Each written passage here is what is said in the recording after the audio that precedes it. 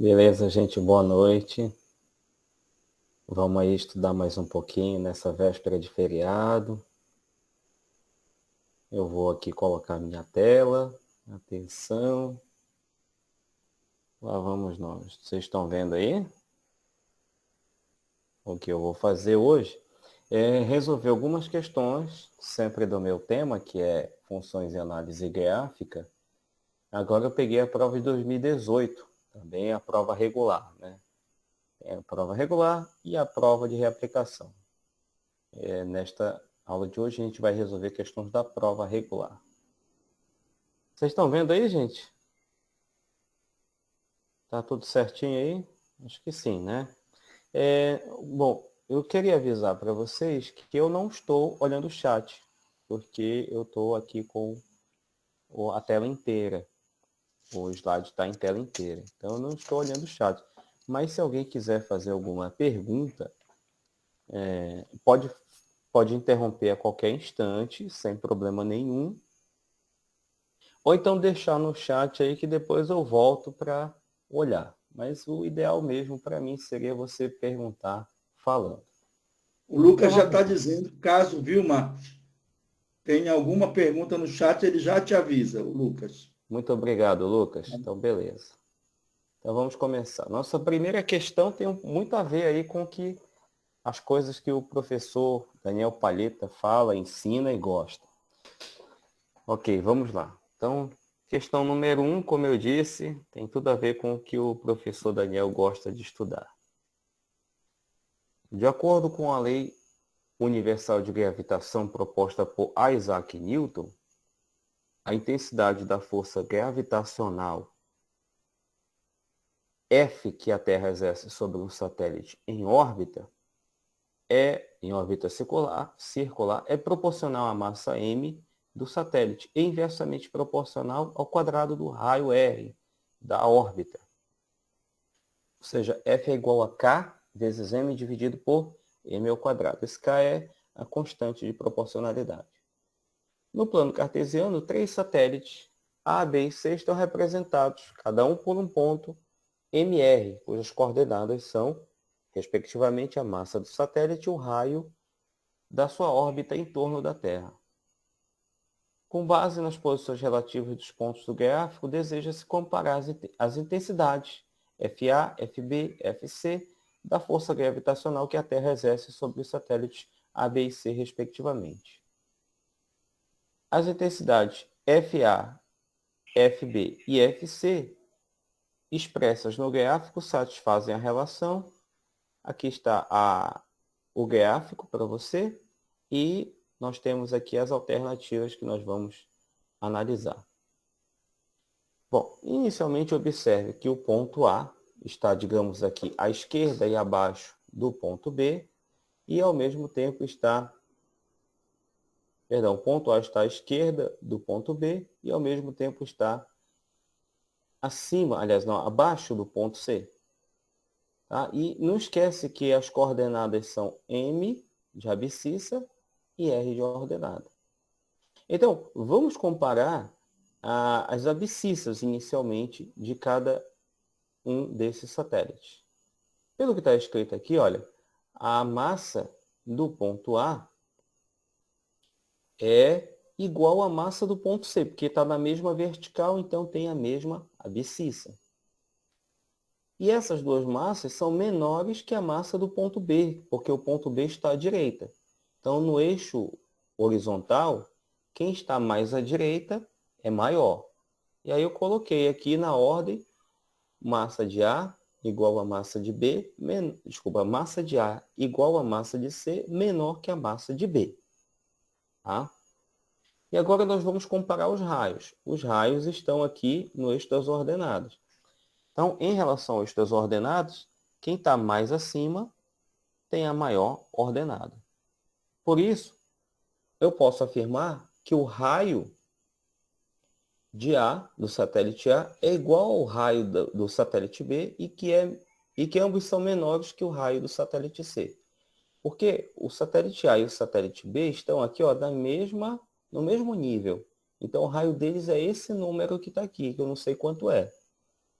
E O ponto C, o satélite C, ele está mais acima. Então, consequentemente, o raio dele será maior. Seria esse valor aqui que eu não sei quanto é, mas eu sei que ele é maior que o do A e o do B. E agora eu vou calcular as forças, tá? De A, B e C e vou fazer uma comparação conforme essas desigualdades que estão aqui. Então, por exemplo, a força A, pela fórmula que está lá no comando da questão, é K vezes a massa de A dividido por R ao quadrado A. Ora, mas a massa do A em relação à massa do C é igual. Então, se eu trocar esse numerador aqui pela massa de C, não muda em nada. Porém, como o raio do satélite A é menor que o raio do satélite B, quando você faz a inversão aí, ficaria 1 sobre RA maior que 1 sobre RC. E aí, por isso, fica aqui R ao quadrado C. Tá bom? Então, olha só, no numerador, se você troca uma coisa por outra que é igual, o numerador continua igual. Agora, no denominador, se você troca uma coisa por outra que é menor, aqui no denominador, a fração ela fica maior. É o inverso mesmo, tá bom? Quanto menor o denominador, maior é o valor da fração. Então, se eu troquei o denominador RA por um outro número menor, a fração em si, a primeira fração, fica maior que a segunda fração. E essa segunda fração aqui é K massa de C dividido pelo raio quadrado de C, que é justamente a força do satélite C. Então, a força do satélite A é é maior que a força do satélite C. Então, por exemplo, você já elimina aqui a alternativa C, você já elimina a alternativa B, tá? Você também elimina a alternativa A, porque aqui está dizendo que as forças são iguais, né? Igual para A como para C, ok? E, olha só, você também elimina aqui a alternativa D, porque lá está escrito que a força do satélite A é menor que a força do satélite C, exatamente ao contrário que está aqui. Então, nós já temos até a alternativa correta, né? Mas eu vou continuar na resolução para você poder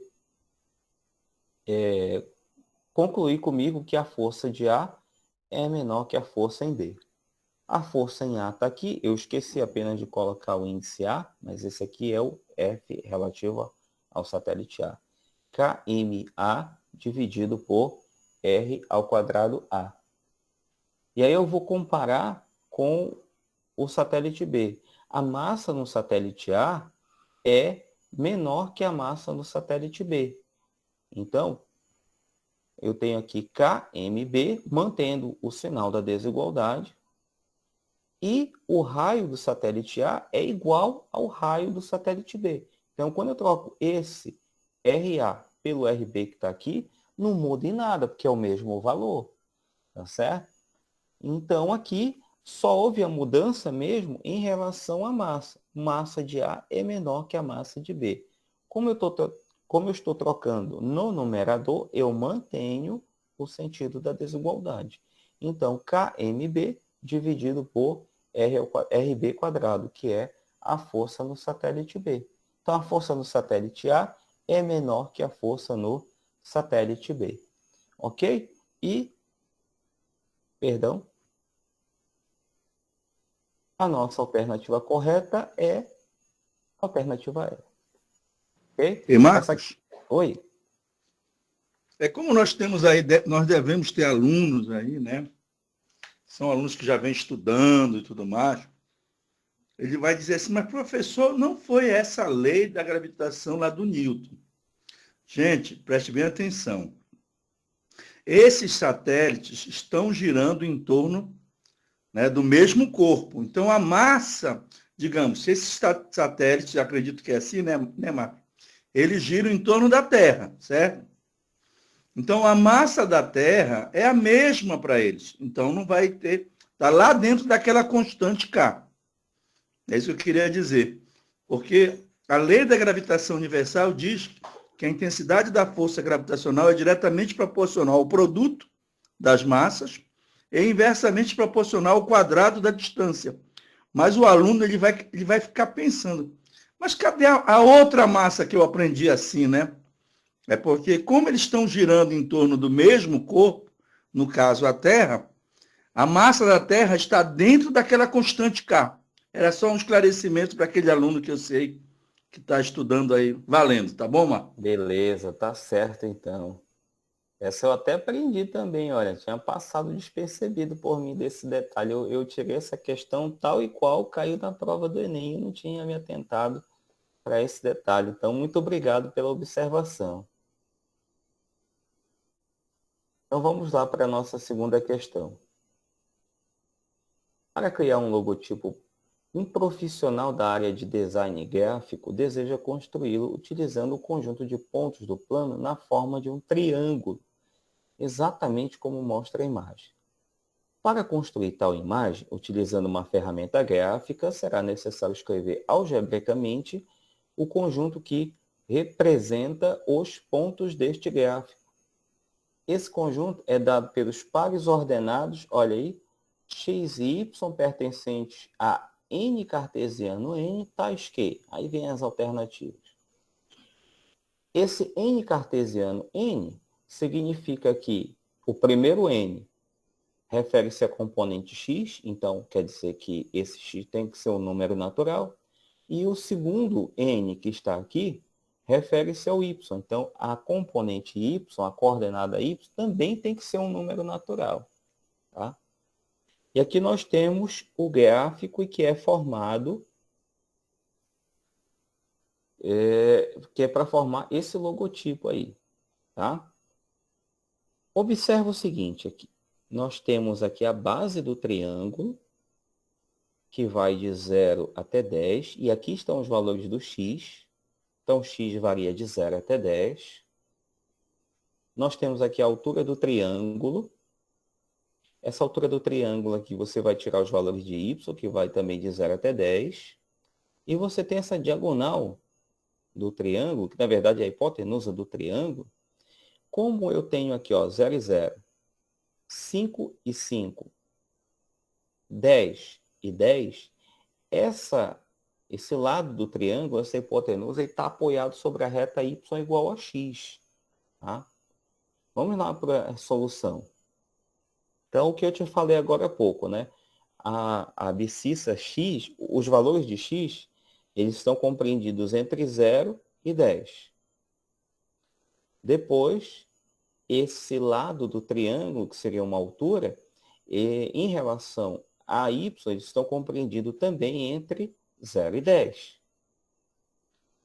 E esta parte do triângulo aqui, que seria a hipotenusa, ela está apoiada sobre a reta y igual a x. No entanto, como a gente está olhando os pontos que estão marcados aí, esses pontos aqui, eles estão na parte de baixo da y sobre x. Quer dizer, estão na parte de baixo da reta y igual a x. E se você pegar algum ponto dele, por exemplo, olha só aqui. Vamos pegar aqui 1, 2, 3, 4.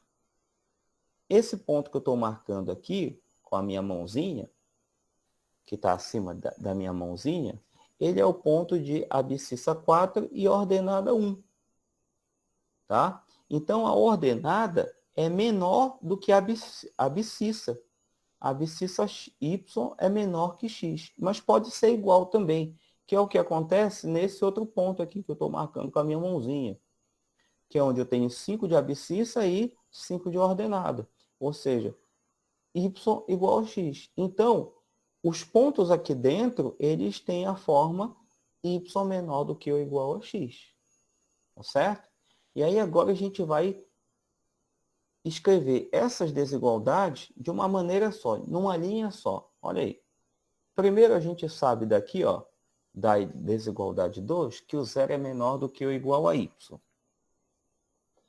Na desigualdade 3, a gente vê que o y, por sua vez, é menor do que ou igual a x.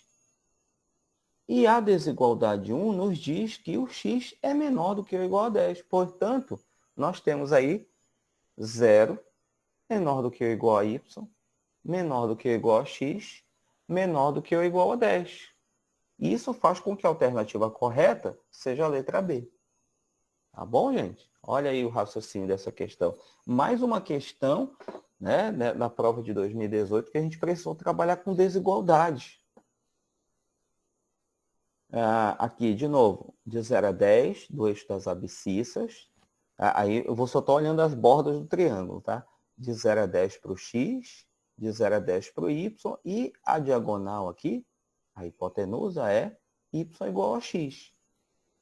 Só que esses pontos de dentro do triângulo, da borda do triângulo, que estão dentro aí desse triângulo, eles têm a condição y menor do que ou igual a x. Tá? E aí eu fui organizando as desigualdades. Da desigualdade 2, 0 menor do que ou igual a y. Aí entra com a desigualdade 3, y menor do que ou igual a x. E a desigualdade 1, x menor do que ou igual a 10. A alternativa correta é a letra B. Terceira. De acordo com um relatório recente da Agência Internacional de Energia, AIE, o mercado dos veículos elétricos atingiu um novo marco em 2016, quando foram vendidos mais de 750 mil automóveis da categoria.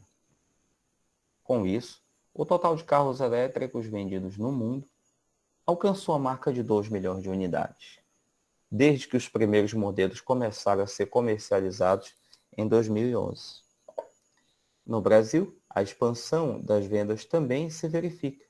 A marca A, por exemplo, expandiu suas vendas no ano de 2016, superando em 360 unidades as vendas de 2015, conforme representado no gráfico. E aí nós temos que determinar a média anual do número de carros vendidos pela marca A nos anos representados no gráfico. Vamos olhar o gráfico. Aqui, ó. Então aqui, olha que figurinha é essa. Não tem nenhuma reta, não tem nenhuma linha, uma curva, enfim. Aqui diz o seguinte, nós temos aqui um carrinho em 2014, 2 carrinhos no ano de 2015 e 1, 2, 3, 4, 5 carrinhos em 2016.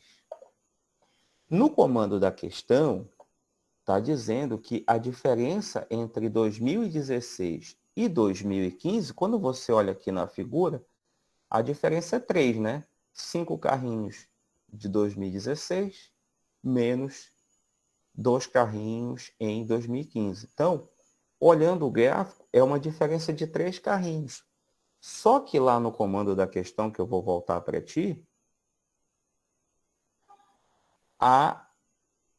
olha aqui, a marca A expandiu suas vendas em 2016, superando em 360 unidades as vendas de 2015.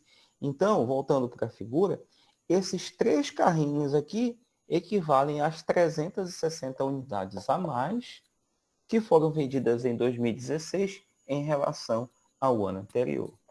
Ora, se Eu tenho uma dúvida no chat. Diga. Vamos ver aqui. Vou olhar.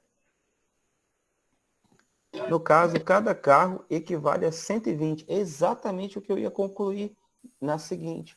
3 carrinhos equivale a 360 unidades. Então, cada carrinho vale 120. É isso mesmo. Quem foi que perguntou foi o Igor. Tá certo, Igor.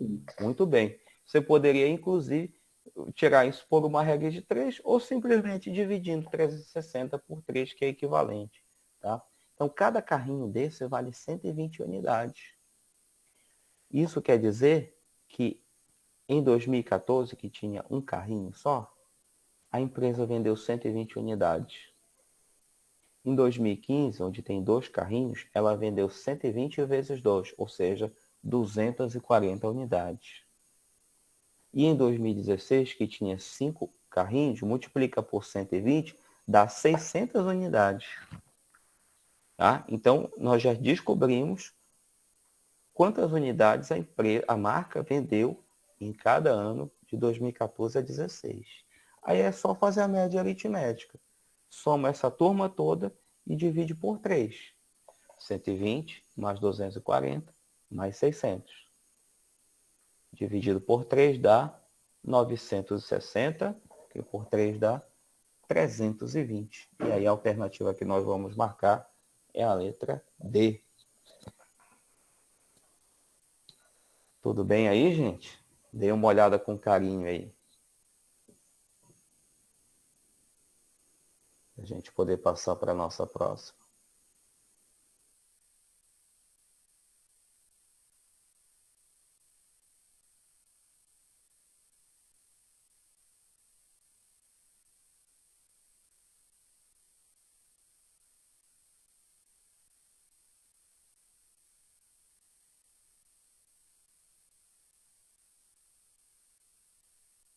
Beleza, pessoal, vamos lá. Vamos ver a próxima. Em 2014, a maior roda gigante do mundo, a High Roller, situada em Las Vegas, foi inaugurada. Né?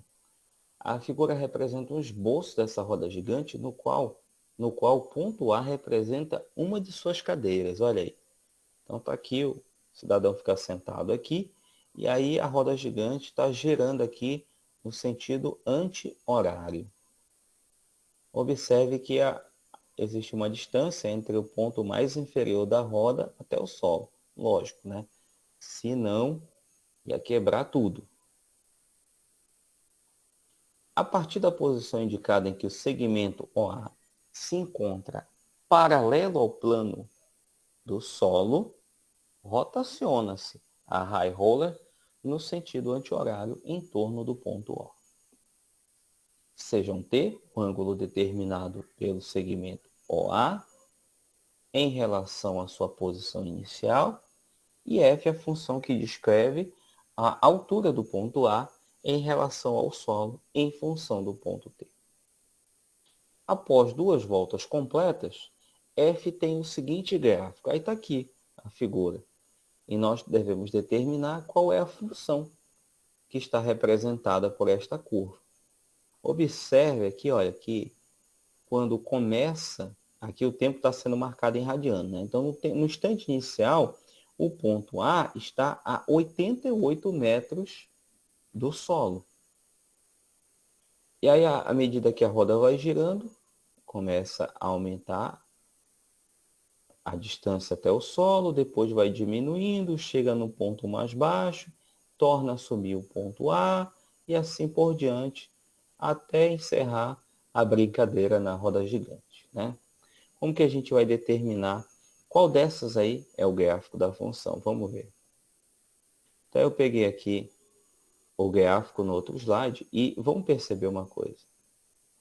O período dessa função é 2π, porque olhando aqui para o ponto de ordenado 88, olha, esta curva faz esse procedimento até chegar em 2π, ela volta para a altura 88, e aí, a partir disso, ela vai executar o mesmo trajeto, né? Porque você está lá na cadeira do ponto A, deixa eu voltar aqui, você está aqui na cadeira do ponto A, você vai e depois você volta para o mesmo ponto. E a roda gigante é isso, você ficar andando sobre essa circunferência. Então, por isso que a altura varia dessa forma e quando chega em 2π, ela executa o mesmo movimento. Por isso, essa função é periódica com o período 2π, porque o desenho no intervalo de 0 a 2π é igual ao desenho no intervalo de 2 a 4π e de 4 a 6π e assim por diante. Tá? Outra coisa, quando você chega lá em cima da roda gigante, você atinge, olha aqui, 168 metros de altura. Isso ocorre em π sobre 2. É claro que quando você passa a dar a segunda volta aqui, você vai chegar em outro instante também e vai encontrar os 168 metros aqui. Nesse caso, seria em 2π, que é o período, mais π sobre 2, tá? Mas, de qualquer forma, a parte mais importante é você observar que o valor atingido é π sobre 2. E uma função que tem período π e valor máximo atingido em π sobre 2, com certeza é uma função seno. Só que, nesse caso, você deve lembrar, mas peraí, Marcos Paulo, o seno de 0 é 0. Então, essa não é exatamente a função seno. Não, não é a função seno. Porque quando o t é igual a 0, a altura f é 88. Então, essa função, ela tem o comportamento do seno, mas ela deve estar modificada de algumas constantes aí, tá? Como é que eu vou determinar isso? Eu vou lembrar que o seno varia de -1 até 1. Aí depois eu vou multiplicar essa igualdade aí, essa desigualdade por 80, tá? Aí estou multiplicando ambos os termos da desigualdade por 80. Então ficou menos 80, 80 seno de t e 80 desse lado, tá bom? E agora eu vou somar esse valorzinho aqui, 88, em ambos os membros também. Então, menos 80 com mais 88 vai dar 8. 80 seno de t mais 88 está aqui, 80 seno de t. E o 88 com 80 dá os 168, certo? Então, esse 8, inclusive, aqui é esse valor que está aqui embaixo, que ele não marcou aí, e nem precisava, inclusive, tá bom? Então, esta função, ela é a função f de t igual a 80 seno de t mais 88. E nós vamos marcar a alternativa A. Certo? Olha, essa é mais uma que você podia ter matado até bem mais rápido do que eu fiz aqui. Porque se tu olhares para as alternativas, a alternativa A é a única que tem só o seno. É igual, Marcos Paulo, por que não tem aqui, por que não poderia ser essa letra B aqui, ó, a B aqui do cosseno? É simples, porque o cosseno, por exemplo, cosseno de 0 é 1. Então, o cosseno de 0 é 1, com vezes 80 dá 80, com mais 88 dá 168. E o gráfico não está passando pela altura 168, ele está passando pela altura 88. Então, você poderia usar esse raciocínio para eliminar as demais alternativas. Quer dizer, eu falei isso para a alternativa B. Aí você podia pensar a mesma coisa para eliminar a C. Olha aí, a C é isso aqui, né? Então, se eu substituir t igual a 0, será que vai dar 88? Cosseno de t é 1, cosseno de 0 é 1, vezes 88 dá 88. 88 mais 168 não dá esses 88 que apareceu aqui. Entendeu? Então, essa seria uma outra forma de você resolver. Olhar para os pontos, eu já acho mais trabalhosa, você olhar para os pontos, a origem, e ver se a origem cumpre com o que está no gráfico. Você tem que substituir o t igual a 0 aqui nas leis, um de cada vez, e fazer as contas. Só que o cara que fez essa questão, ele foi camarada. Ele deu aqui uma função que tem período 2π e com valor máximo atingindo π sobre 2. Como eu te falei, isso só acontece para a função seno. E a única função que é só seno aí é a da alternativa A. Muito bem. Agora vamos para cá. A raiva é uma doença viral e infecciosa transmitida por mamíferos. A campanha nacional de vacinação antirrábica tem o objetivo de controlar a circulação do vírus da raiva canina e felina, prevenindo a raiva humana. O gráfico mostra a cobertura que é a porcentagem de vacinados da campanha em cães nos anos de 2013, 15 e 17, no município de Belo Horizonte, Minas Gerais. Os valores das coberturas dos anos 14 e 16 não estão informados e deseja estimá-los. Para tal, levou-se em consideração que a variação na cobertura de vacinação da campanha antirrábica nos períodos de 2013 a 2015 e de 2015 a 2017 deu-se de forma linear. A gente já observou aqui em outras aulas o que é um comportamento linear. E aí a gente vai determinar qual teria sido a cobertura da campanha no ano de 2014. Vamos ver a imagem. Olha aí. 2013, 67%. 2014 nós vamos determinar.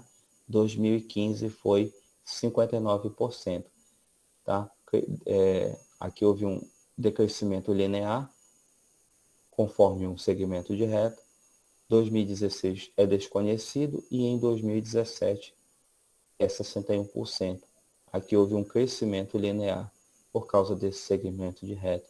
E eu já falei aqui para ti que quando a gente trabalha com ano de calendário, fica mais trabalhoso de fazer as contas, tá? É melhor você trabalhar com uma contagem de tempo. Então eu vou estabelecer que a minha contagem começou a partir de 2013. Então 2013 para mim vai ser o ano 0. 2014 o ano 1, 2015 o ano 2, e aí as outras eu não vou considerar porque só vai me interessar aqui o 2014. Como eu tenho um decrescimento, mas poderia ser crescimento linear, só me interessa esses pedaços aqui mesmo, o lado esquerdo. Se ele pedisse para determinar o de 2016, aí eu ia me preocupar com essa parte. Então, estabelecendo a contagem de tempo com um instante inicial em 2013, então t igual a 0, o percentual foi de 67. Em 2014 nós vamos determinar, e 2014 é um ano depois, um ano de diferença aí em relação ao instante inicial, por isso aqui o t igual a 1. Em 2015 são 2 anos passados desde o início da nossa contagem de tempo, e aqui a percentagem é de 59, tá? Aí eu vou fazer o seguinte, olha, é que nem aquela história lá da física, né, da velocidade média, variação da posição final menos a posição inicial dividido pelo instante final menos o instante inicial, tá? Como isso aqui é linear, eu posso escolher duas grandezas de cada vez para efetuar essa variação, tá? Que vai ser sempre a mesma. Então, eu escolhi aqui, ó, a variação em 2014 em relação à variação em 2013. Aí eu subtraí x menos 67 e o tempo. De 2014 para 2013 é 1 menos 0, que está 1 aqui. Aí agora eu vou pegar uma outra comparação, de preferência com que não envolva a incógnita. Tá? Porque aí diminui meu trabalho com as contas. Aí eu fiz a comparação de 2013 para 2015. Qual foi a variação? Na percentagem foi de 59 menos 67, né? O instante final menos o instante inicial, 59 menos 67. E, quer dizer, a percentagem final menos a percentagem inicial. Agora sim vem o instante. 2 aqui, um instante final, menos o instante inicial, e assim eu construí a minha segunda fração. Aí, mano, é só correr para o abraço, olha. Na primeira, a gente tem 1 no denominador, não precisa colocar, fica x menos 67. E aqui na segunda é 59 menos 67, que dá menos 8. Embaixo só tem 2. Menos 8 dividido por 2 dá 4.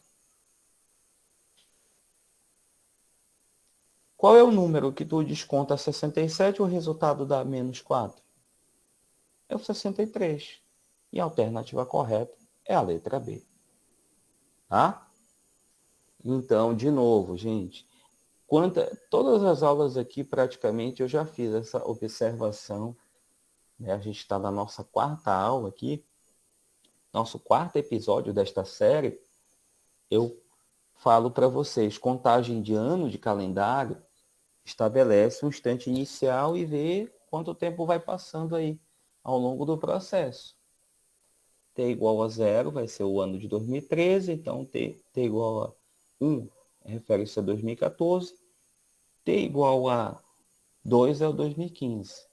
Crescimento linear, então tu pode usar aquela mesma ideia da velocidade média.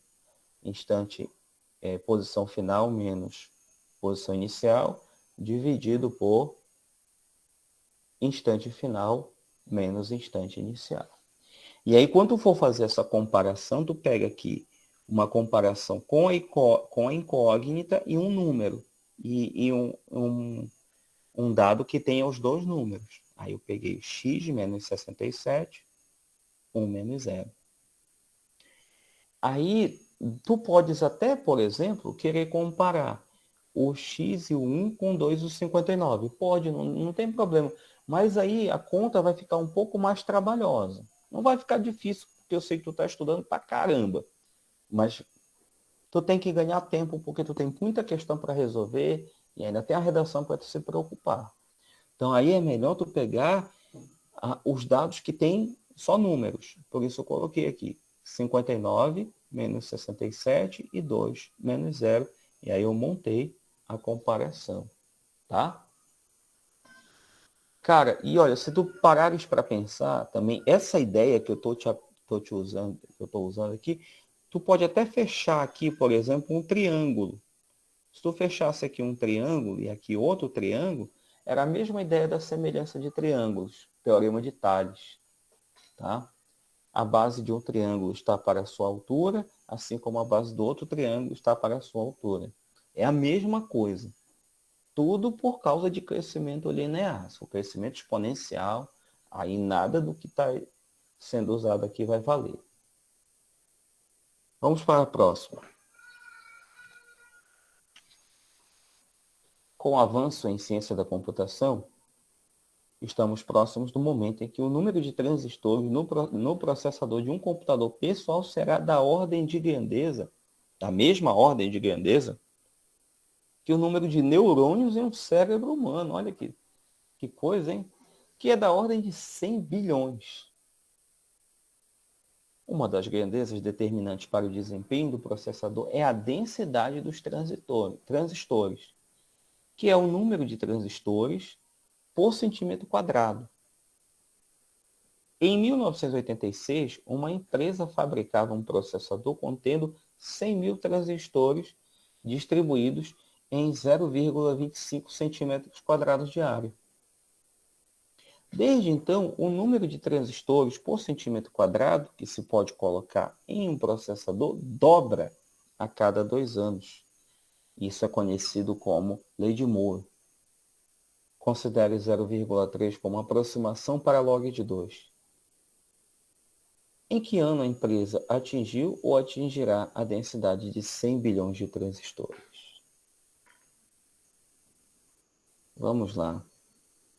A primeira coisa que a gente tem que entender é o seguinte. Essa questão aqui da densidade de transistores, que é o número de transistores por centímetro quadrado. Então vamos para lá. Qual foi a densidade? A densidade em 1986 era 100 mil, que a empresa botava 100 mil transistores numa área de 0,25 centímetros quadrados. Aí, fazendo a divisão, olha só, como aqui é 0,25, se tu multiplicar por 4, o denominador fica 1. E aí o denominador 1 não precisa ser colocado. Então, multiplica por 4 em cima e embaixo. Isso vai dar 400 mil, né? 100 mil vezes 4 dá 400 mil e 0,25 vezes 4 dá 1. E aí não precisa colocar o denominador. Só que eu vou trabalhar aqui com potências, principalmente porque o comando da questão falou em logaritmo. E aí você sabe que existe propriedade de logaritmo de potência. Então é importante colocar isso como potência. Se o 4 é 2 ao quadrado. E tem quantos zeros ali do lado do 4? 5 zeros. Por isso, 2 ao quadrado multiplicado por 10 elevado à quinta. Tá? Então, em 1986, a densidade dos transistores era 2 ao quadrado multiplicado por 10 elevado à quinta transistores por centímetro quadrado. E de acordo com a lei de Moore, que foi colocado lá, o número de transistores vai dobrando a cada ano. Então, para esse componente aí, que começou com 2 elevado ao quadrado, desculpa, ela dobra a cada 2 anos, tá? Vou voltar aqui para você, ó. Ela dobra a cada 2 anos, olha aqui na penúltima linha. Tá? Então, ok. Então, a quantidade de transistores, a função que dá a quantidade de transistores é essa aqui, ó. F de t igual ao 2 ao quadrado 10 elevado à quinta que a gente tinha lá em 1986, multiplicado por 2 elevado a t sobre 2. E sabe por que é esse t sobre 2 aí? Porque a cada 2 anos é que a quantidade de transistores dobra. Tá? Então, esse 2 de base aqui é porque a lei de Moore fala que o número de transistores dobra. Se ele dobrasse a cada ano, seria 2 elevado a t, porque você ia ficar multiplicando por 2, por 2, por 2, a cada ano que passava. E multiplicações por 2 são potências de base 2. Só que aqui ele fala em dobrar a cada 2 anos.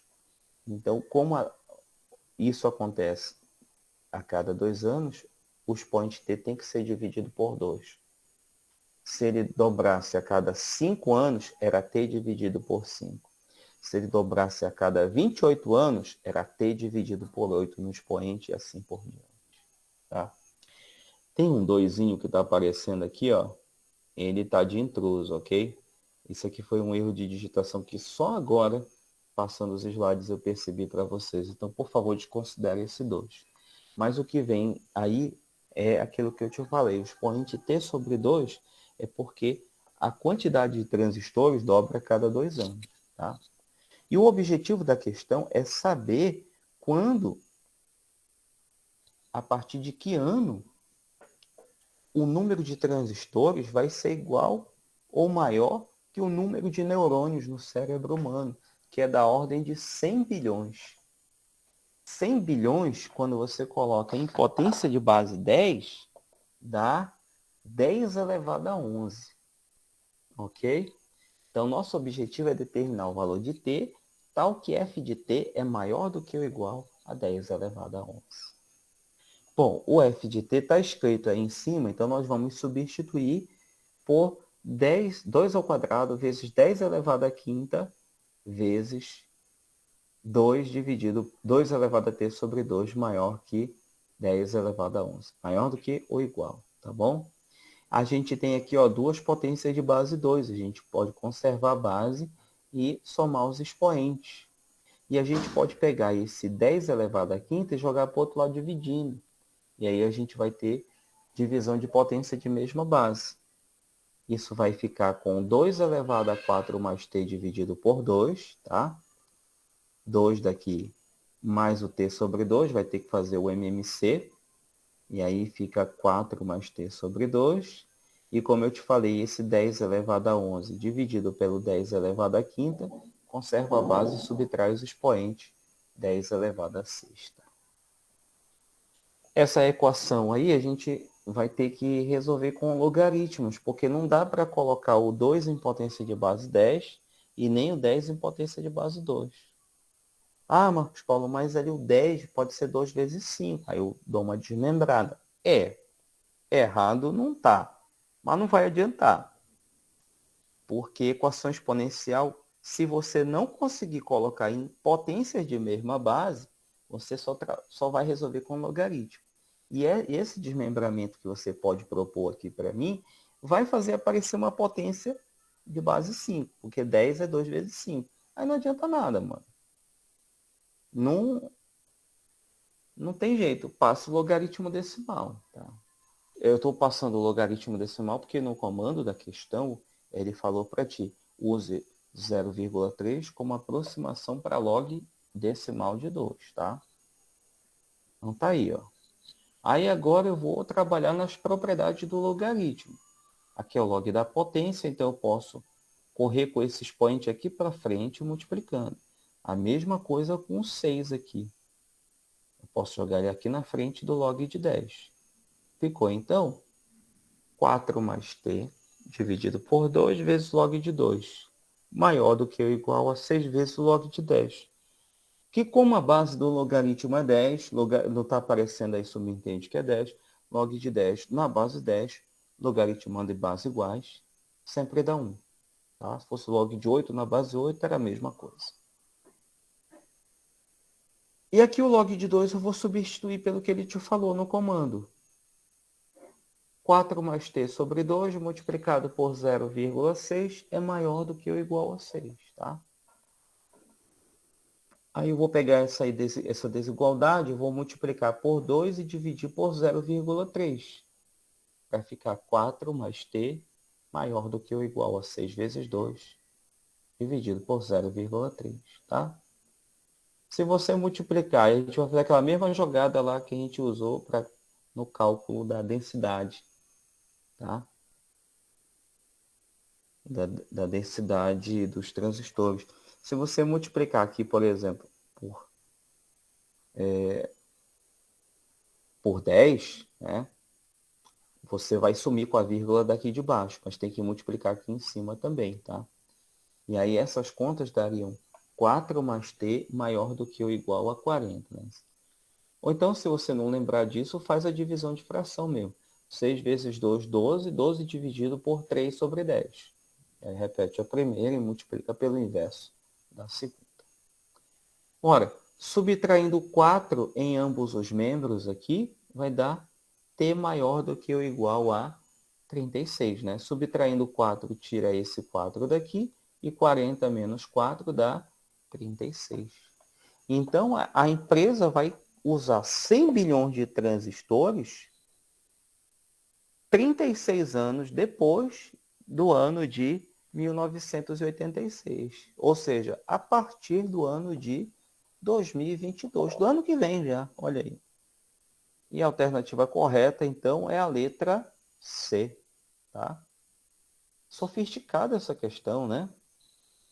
Bem sofisticada aí.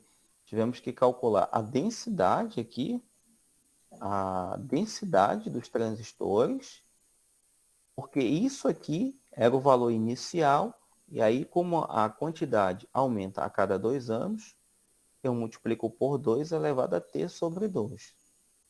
E aí eu tenho que saber quando esse f de t, o número de transistores, deve ser igual a 2 elevado a 11. Tá? E aí você fez as contas junto comigo. Eu acho que eu ainda tenho aí mais umas questões aí. Acho que 2 questões, se eu não me engano.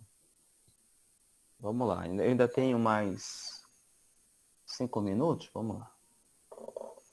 O contrato de empréstimo prevê que quando uma parcela é paga de forma antecipada, conceder-se-á uma redução de juros de acordo com o período de antecipação. No caso, paga-se o valor presente, que é o valor naquele momento de uma quantia que deveria ser paga numa data futura. O valor presente P, submetido a juros compostos, a taxa I, por um período de tempo N, produz um valor futuro determinado pela fórmula V igual a P multiplicado por 1 mais I elevado a N. Isso é parecido com a fórmula do juro composto, né? Inclusive, isso vai ser dito aí em seguida, olha. Em um contrato de empréstimo com 60 parcelas fixas mensais de R$ 820, há uma taxa de 1,32% ao mês, junto com a 30ª parcela paga, será paga antecipadamente uma outra parcela, desde que o desconto seja superior a 25% da parcela. E aí nós vamos utilizar como aproximação para log de 4/3 o número 0,287. E nós vamos utilizar 0,0131 para o log de 1.0132. Aí eu quero saber quando será a primeira das parcelas deve ser antecipada junto com a terceira. Qual deve ser a primeira parcela para antecipar junto com a terceira e eu ter pelo menos 25% de desconto. Tá? Vamos lá. Deixa eu te falar uma coisa. Marcos Paulo, tu não falou que tu ia resolver questões de análise gráfica e função? Falei. Então, e essa aí de matemática financeira? Bom, o valor que deve ser pago da dívida aí, ela varia em função do tempo. Então, o V é uma função do N. E esse N está no expoente. Então, a gente tem aí um caso de uma função exponencial. Então, todo problema de juro composto é essencialmente uma função exponencial. Tá? Vamos lá. Em primeiro lugar, quando você fala em pagamento, quer dizer, quando você fala que vai ter um desconto superior a 25%, isso significa dizer que o seu pagamento vai ser menor que 75% do que deveria. E a taxa de juro é 1,32%, que nesses casos de matemática financeira você tem que colocar em decimais, por isso 0,0132. Tá? Então, de acordo com o problema, o valor da parcela tem que ser menor que 75% do valor da dívida. O valor da dívida, o V, você vai tirar lá da função exponencial que eu coloquei. Então, 75% é 75 sobre 100 e eu troquei o V pela expressão dele, que é P multiplicado por 1 mais 0,132 elevado a N. Tá? E aí é claro que você vai poder cancelar o P, ok? E simplifica aqui o 75 sobre 100, dá para simplificar por 25. Se você não lembrar que dá para fazer por 25, lembra pelo menos que dá para fazer por 5. E aí o resultado você vai poder continuar simplificando aí mais algumas vezes. Até que você vai chegar em 1 menor que 3/4, multiplicado por 1,0132 elevado a N. Tá? Vou passar esse 3/4 para o outro lado lá. Então, eu vou multiplicar por 4 e, ao mesmo tempo, eu vou dividir por 3 essa desigualdade que está aparecendo aí e vai nos dar 4/3 menor que 1,0132. Tá? Essa equação exponencial, porque a incógnita ainda está no expoente, não pode ser resolvida com potência de mesma base. Tá? 4/3 não é potência de base 1,0132 e nem vice-versa. Aí a única opção que nós temos é mandar os logaritmos aí no meio. Só que aqui foi dado logaritmo decimal, então eu vou trabalhar com logaritmo decimal, tá? Ele ainda foi camarada contigo aqui, que ele poderia te fazer com que você abrisse o log do quociente, transformando em diferença. Mas ele foi camarada porque ele te deu log de 4/3, que é 0,2877. E nesse aqui eu vou aplicar a propriedade de logaritmo para poder passar o n para frente multiplicando. Então n log de 1,01132. E esse logaritmo também foi dado para ti. Ele foi dado como 0,0131, tá? Ora, se 0,2877 é menor que n vezes esse número, eu posso escrever ao contrário, trocando o sentido da desigualdade. E agora eu divido tudo por 0,131. Tá? Para facilitar as tuas contas, olha, tu pode pensar assim, eu tenho a mesma quantidade de casas decimais após a vírgula, tanto em cima quanto embaixo. Se essas quantidades de casas decimais forem idênticas, você pode eliminar a vírgula e escrever apenas 2.877 dividido por 131, tá? Isso não é macete, gente, que eu estou te dando, não. Isso é a mesma coisa que multiplicar em cima e embaixo aqui dessa fração por 1.000, ok? E, enfim, vai ficar n maior que 21,96, tá? Só que n é o número da parcela, né? Esse número não pode ser inteiro, tá? Quer dizer, desculpa, ele tem que ser inteiro, ele não pode ser quebrado. Nesse caso aí dá até uma dízima periódica, 96666, tu pode ver na calculadora. Então a parcela que ele tem que antecipar junto com a terceira é a próxima dessa daí, ou seja, n maior do que ou igual a 22. Quer dizer, a 22ª parcela após a 30ª parcela, o que vai dar então a parcela de número 52 e a gente marca a alternativa C. Tá bom? Outro problema de função exponencial, só que disfarçado de matemática financeira, né? E esse foi o meu último problema, gente. Beleza, já resolvi tudo então. E olha, ainda resolvi com 2 minutos. Extrapolei 2 minutos aí do tempo regulamentar, né, gente? Sem problema, Marcos. Sem problema. Alguém quer perguntar alguma coisa aí?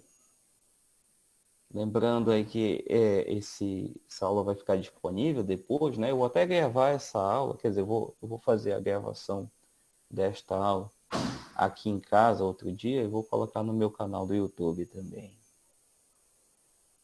Então, muito obrigado, gente, aí pela audiência de vocês. A gente ainda vai Obrigado, ter mais Marcos. um episódio, né? Marcos, está me ouvindo aí, Marcos? Vou ouvindo, pode falar.